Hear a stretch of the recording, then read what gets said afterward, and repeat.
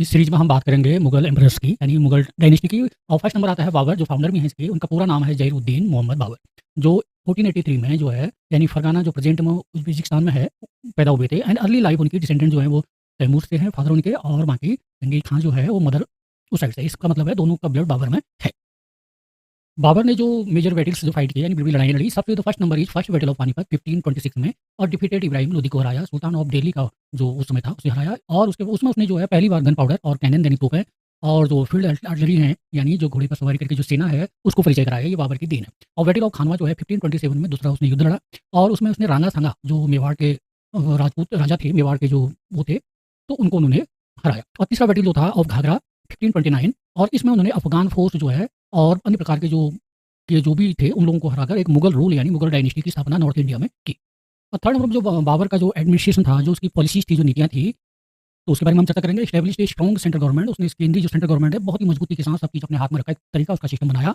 और divided empire into provinces, यानी जो सूबा कहते हैं जिसको, सूबा में उसने उसने अलग-अलग जो है क्षेत्रों को अलग-अलग प्रोविंसेस यानी क्षेत्रों में, राज्यों में बाँटा। Encouraged justice and discipline among soldiers और उसने जो है न्याय यानी सेना में जो है एक न्याय सिस्टम और एक बिल्कुल डिसिप्लिन सिस्टम को जो है इंकरेज किया। और उसके बाद जो बाकी जो पर्शियन कल्चर है और लैंग्वेज एंड आर्ट है, जो इसको काफ़ी उसने प्रमोट किया। और इसने एक न्यू कॉइन सिस्टम इंट्रोड्यूस किया।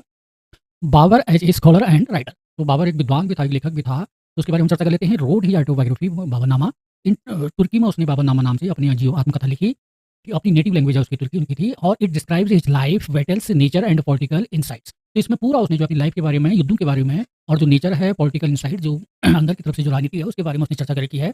ए masterpiece of Mughal literature later translated into Persian. तो ये उसका जो बाबरनामा है, ये एक मास्टरपीस की तरह है मुगल, पूरे मुगल लिटरेचर का, और जो बाद में पर्शियन में ट्रांसलेट हुआ। और उसकी जो पसंद थी, loved gardens and nature, introduced उसने जो पर्शियन स्टाइल गार्डन्स, जैसे चारबाग, तो वो गार्डन और नेचर में बहुत ज़्यादा अच्छा लगता था उसे, प्रेम करता था उस चीज़ से, और उसकी हॉबी थी। और बाद में उसने जो है चारबाग नाम से एक पर्शियन स्टाइल गार्डन एस्टेब्लिश किया। डेथ एंड लेगेसी, तो बाबर की मृत्यु और उसकी जो लेगेसी है पूरी डायनेस्टी का जो है, उसके बारे में हम चर्चा कर लेते हैं इसमें। Died in 1530 at Agra, buried first year and later reinterred at जो काबुल है।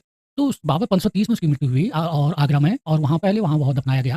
लेकिन बाद में जो है काबुल, उसको वहाँ पर उसकी कब्र बनाई गई।